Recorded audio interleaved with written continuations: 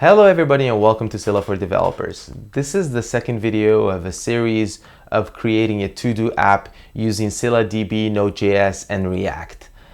Previously, we created the small backend service using NodeJS and Express. In today's video, we will create a small front-end application using React and connect it to our backend service. So let's get started.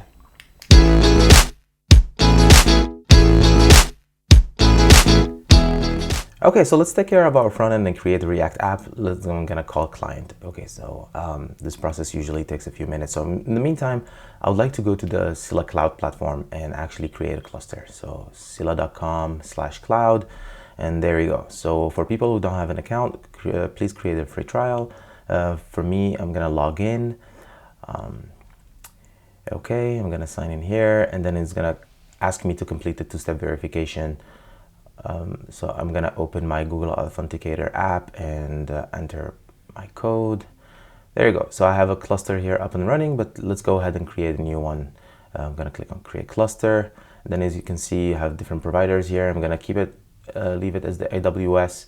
I just wanna do this as fast as possible. So I'm gonna call my cluster to do and leave the machine to i3 large. And scroll all the way down and just go ahead and create a cluster.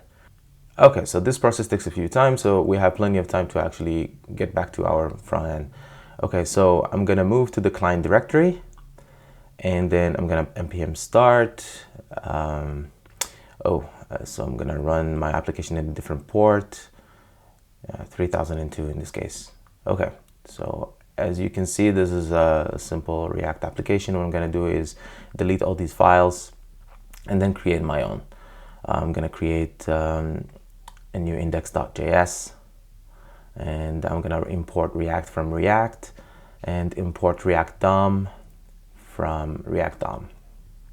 Okay, and then I'm going to use the render method here. So React DOM.render, and I'm going to render a component named app that we haven't created yet, and I'll get element by ID root. So let's go ahead and create our app component here. So app.js file, and I'm gonna import React from React and create a functional component named app.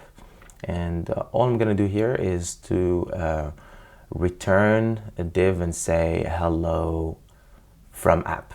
Okay, let's not forget to export default app and import it in the index.js file. Okay, looks like it's working.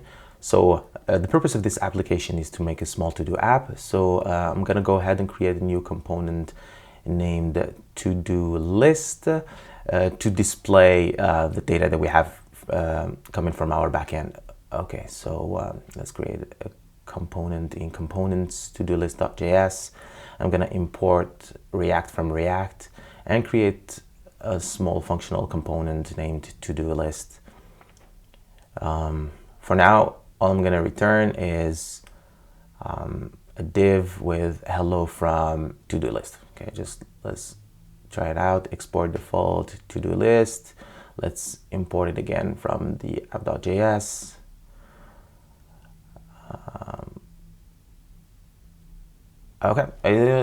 Okay, everything's so far so good. So what I'm gonna do is I'm gonna go to my client directory and I'm going to fetch the data from our service. So I'm gonna use a package called Axios. So I'm gonna npm install Axios. You could also use node fetch, but this is my preference. And I'm gonna create a new state. So I'm gonna create a state named items. Then I'm gonna initialize to null.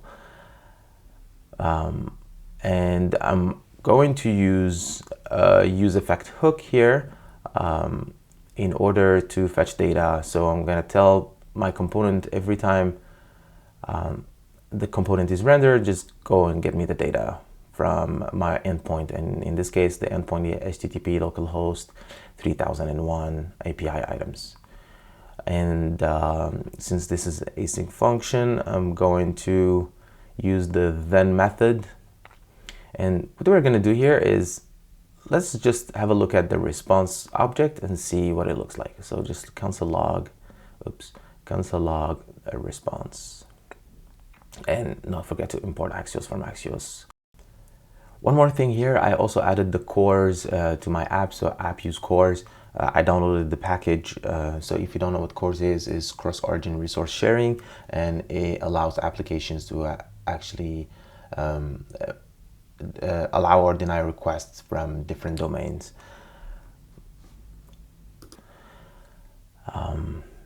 Okay, so let's open our developer tool here, and we have an object.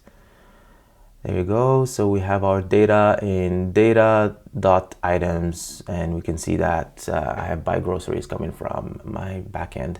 Okay, so what I'm gonna do is just set items to response dot, so res.data.items.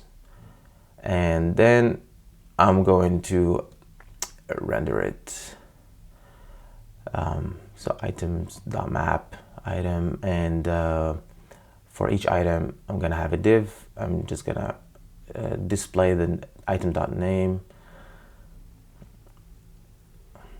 Okay, so here it's complaining because my items is actually initialized to null. So since our Axios get method takes a little bit of time, the initial value of items is null. So what I'm going to do here is, first of all, I'm going to tell my use effect to run only once at the very beginning, and then for items equals null, we're going to return a div, and we're going to write loading. Okay. And also, yeah, let's not forget the key. In this video, we created a small front-end using React and connected it to our backend service, but we're still using dummy data. So in the next video, we will connect our backend service to our cluster that we created on Scylla Cloud. So I'll see you in the next video.